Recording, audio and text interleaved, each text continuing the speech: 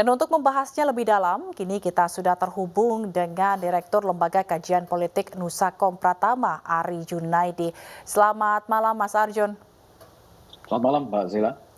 Mas Arjun, ini setelah menjadi pendukung selama hampir 2 periode di HUT Nasdem, tahun ini Jokowi tidak datang, bahkan tidak mengucapkan. Apakah ada ketegangan setelah deklarasi bakal capres oleh Nasdem? Saya melihat ada nuansa ketidaknyamanan dari Presiden Jokowi terhadap langkah yang diambil oleh Nasdem. Ini kalau dilihat dari gestur politik yang ditampilkan oleh Presiden Jokowi, saya melihat tidak hanya kali ini saja, bahkan di beberapa waktu sebelumnya, kalau kita lihat bahwa Presiden Jokowi tidak menerima pelukan hangat dari Surya Paloh ketika HUT Partai Golkar. Demikian juga Pak Jokowi menyampaikan pernyataan di HUT Partai Golkar supaya partai-partai jangan sembrono memilih calon presiden.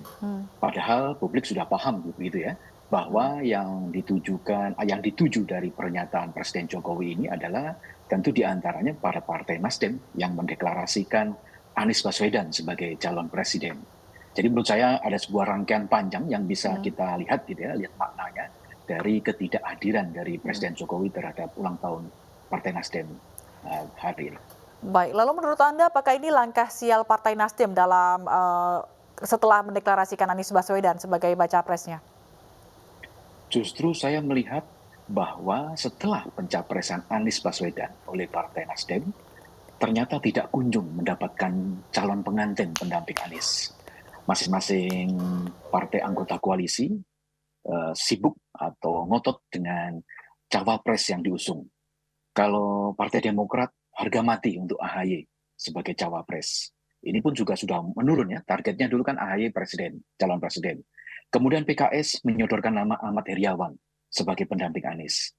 Dan mundurnya deklarasi pasangan capres dan cawapres dari koalisi perubahan dari tanggal 10 November hingga akhir Desember, saya melihat tendensi tidak tercapainya kata sepakat dari koalisi perubahan, terutama di Nasdem, PKS dan Demokrat, tidak terlepas dari penentuan posisi nomor 2. Dan saya lihat juga ini dilihat dari hasil berbagai lembaga survei yang menempatkan Nasdem justru tidak mendapatkan efek ekor jas atau kotel efek gitu ya. Bahwa ternyata setelah deklarasi Anies sebagai calon presiden, elektabilitas Partai Nasdem terjun bebas. Bahkan beberapa lembaga survei menyebut bahwa atau memprediksikan Nasdem ini tidak akan lolos ke parlemen di pemilu 2024. Ini menjadi alarm bagi Partai Nasdem. Dan lagi-lagi saya lihat gitu ya, ada pernyataan dari Surya Paloh bahwa jika raihan suara atau raihan kursi di DPR menurun, maka Surya Paloh akan mengundurkan diri sebagai calon ketua umum. Dan yang terbaru saya melihat lagi ada perkembangan terakhir gitu ya, bahwa pencapresan Anies bukan harga mati. Ini menjadi nilai tanda tanya lagi gitu ya, bahwa ternyata koalisi perubahan yang digadang-gadang oleh Surya Paloh, saya katakan menjadi layu sebelum berkembang. Itu Mbak Zila.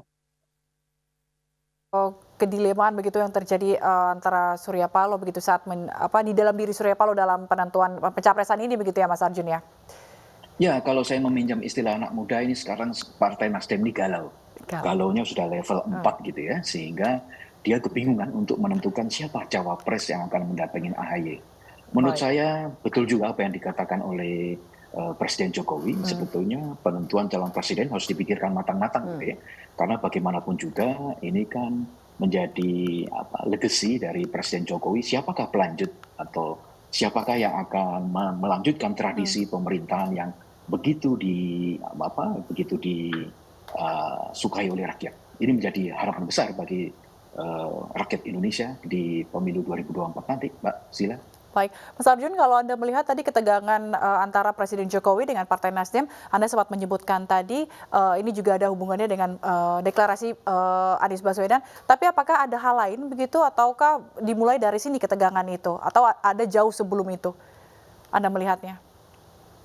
Kalau dilihat dari pernyataan sebelumnya gitu ya, bahwa Presiden Joko Widodo ini secara kultural dan secara kepartean, Hmm. tentu dia akan mendukung calon dari partai di PDIP Hmm. Perjuangan ya, PDI Perjuangan. Hmm. Dan di beberapa waktu yang lalu, Hmm. Pak Jokowi menyebut bahwa pelanjut yang akan melanjutkan estafet kepemimpinan adalah Pak Prabowo. Hmm. Nah, dalam berbagai kesempatan, kedekatan Jokowi dengan Ganjar demikian mesra. Hmm. Menurut saya gitu ya, dari beberapa sinyal yang ditampilkan oleh Jokowi, saya melihat bahwa Jokowi memang lebih mengendorse politik gitu ya kepada Hmm. sosok-sosok lain di luar Anies Baswedan. Hmm. Mungkin ini karena perbedaan politik yang dulu sempat terjadi di Hmm. Pilgub DKI. Bagaimanapun juga Jokowi dulu adalah mendukung Hmm. Basuki Cahayapurnama atau Ahok. Sementara di sisi yang berseberangan, Anies Baswedan yang maju sebagai Gubernur DKI. Hmm. Namun kemudian kita lihat juga pemecatan atau pemberhentian Anies Baswedan sebagai Menteri Pendidikan Kebudayaan Pendidikan. pada waktu itu Hmm. tidak terlepas dari ketidakpuasan Jokowi terhadap kinerja Anies Baswedan. Hmm. Dan menurut saya memang gitu ya, secara gestur politik, secara pernyataan, Hmm. memang Jokowi lebih mengendorse pada Ganjar Pranowo dan Prabowo Prabowo. Subianto. Baik. Lalu bagaimana nanti Mas Arjun dampak hubungan Nasdem dengan koalisi yang lain? Anda melihatnya apakah nanti Nasdem ini akan ditinggalkan? Ya, saya melihat bahwa tensi politik atau hubungan politik, relasi politik antara Nasdem dengan partai-partai pendukung pemerintahan Jokowi ini sedang dalam taraf panas dingin gitu ya, bahwa PDI Perjuangan misalkan mempersilahkan kader-kader Nasdem di kabinet untuk mengundurkan diri sebagai langkah konsekuensi pendeklarasian Anies. Kemudian hubungan Surya Paloh juga demikian dengan partai-partai lain yang tidak begitu mesra lagi dengan anggota kabinet yang lain dari partai-partai lain. Nah, menurut saya ini menjadi evaluasi dari Partai Nasdem, apakah langkah pencapresan Anies memang sesuai dengan grand strategi yang diinginkan oleh Jokowi. Bagaimanapun juga gitu ya, bahwa Baik. Nasdem ini tidak terlepas dari partai koalisi pendukung Joko Hmm. Widodo. Baik, baik. Terima kasih Mas Ari Junaidi telah bergabung bersama kami selaku Direktur Lembaga Kajian Politik Nusa.